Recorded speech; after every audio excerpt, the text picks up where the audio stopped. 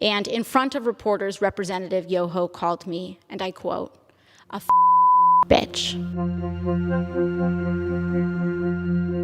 About 2 days ago, I was walking up the steps of the Capitol when Representative Yoho suddenly turned a corner, and he was accompanied by Representative Roger Williams, and accosted me on the steps right here in front of our nation's Capitol. I was minding my own business, walking up the steps, and Representative Yoho put his finger in my face. He called me disgusting. He called me crazy. He called me out of my mind. And he called me dangerous. And then he took a few more steps, and after I had recognized his comments as rude, he walked away and said, "I'm rude. You're calling me rude." I took a few steps ahead, and I walked inside and cast my vote, because my constituents send me here each and every day to fight for them and to make sure that they are able to keep a roof over their head, that they're able to feed their families, and that they're able to carry their lives with dignity.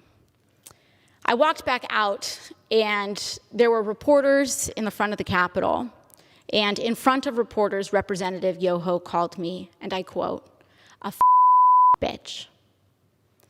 These are the words that Representative Yoho levied against a congresswoman, the congresswoman that not only represents New York's 14th congressional district, but every congresswoman and every woman in this country, because all of us have had to deal with this in some form, some way, some shape, at some point in our lives. And I want to be clear that Representative Yoho's comments were not deeply hurtful or piercing to me, because I have worked a working class job. I have waited tables in restaurants. I have ridden the subway. I have walked the streets in New York City. And this kind of language is not new. I have encountered words uttered by Mr. Yoho and men uttering the same words as Mr. Yoho while I was being harassed in restaurants. I have tossed men out of bars that have used language like Mr. Yoho's.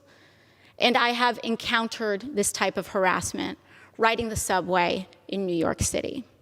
This is not new, and that is the problem. Mr. Yoho was not alone. He was walking shoulder to shoulder with Representative Roger Williams. And that's when we start to see that this issue is not about one incident. It is cultural. It is a culture of lack of impunity, of accepting of violence and violent language against women, and an entire structure of power that supports that. Because not only have I been spoken to disrespectfully, particularly by members of the Republican Party and elected officials in the Republican Party, not just here, but the President of the United States last year told me to go home to another country, with the implication that I don't even belong in America. The governor of Florida, Governor DeSantis, before I even was sworn in, called me a whatever that is. Dehumanizing language is not new. And what we are seeing is that incidents like these are happening in a pattern. This is a pattern of an attitude towards women and dehumanization of others. So while I was not deeply hurt or offended by little comments that are made, when I was reflecting on this, I honestly thought that I was just going to pack it up and go home. It's just another day, right? But then yesterday, Representative Yoho decided to come to the floor of the House of Representatives and make excuses for his behavior. And that I could not let go. I could not allow my nieces, I could not allow the little girls that I go home to. I could not allow victims of verbal abuse and worse to see that excuse, and to see our Congress accept it as legitimate and accept it as an apology, and to accept silence as a form of acceptance. I could not allow that to stand, which is why I am rising today to raise this point of personal privilege. And I do not need Representative Yoho to apologize to me. Clearly, he does not want to. Clearly, when given the opportunity, he will not. And I will not stay up late at night waiting for an apology from a man who has no remorse over calling women and using abusive language towards women.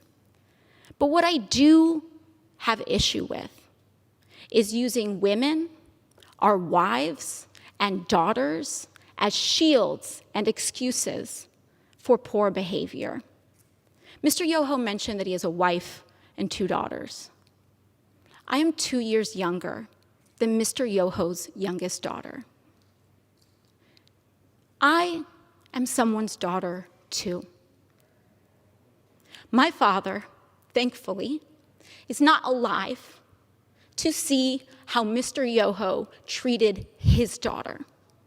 My mother got to see Mr. Yoho's disrespect on the floor of this house towards me on television. And I am here because I have to show my parents that I am their daughter and that they did not raise me to accept abuse from men. Now, what I am here to say is that this harm that Mr. Yoho tried to levy against me was not just an incident directed at me. But when you do that to any woman, what Mr. Yoho did was give permission to other men to do that to his daughters. In using that language in front of the press, he gave permission to use that language against his wife, his daughters, women in his community. And I am here to stand up to say that is not acceptable. I do not care what your views are.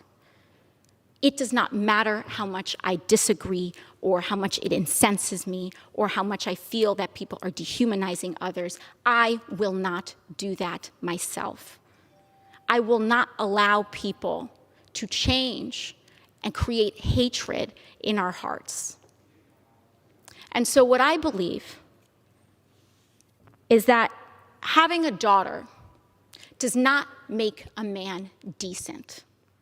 Having a wife does not make a decent man. Treating people with dignity and respect makes a decent man. And when a decent man messes up, as we all are bound to do, he tries his best and does apologize. Not to save face, not to win a vote. He apologizes genuinely to repair and acknowledge the harm done so that we can all move on.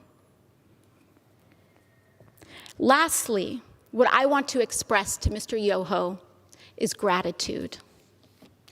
I want to thank him for showing the world that you can be a powerful man and accost women.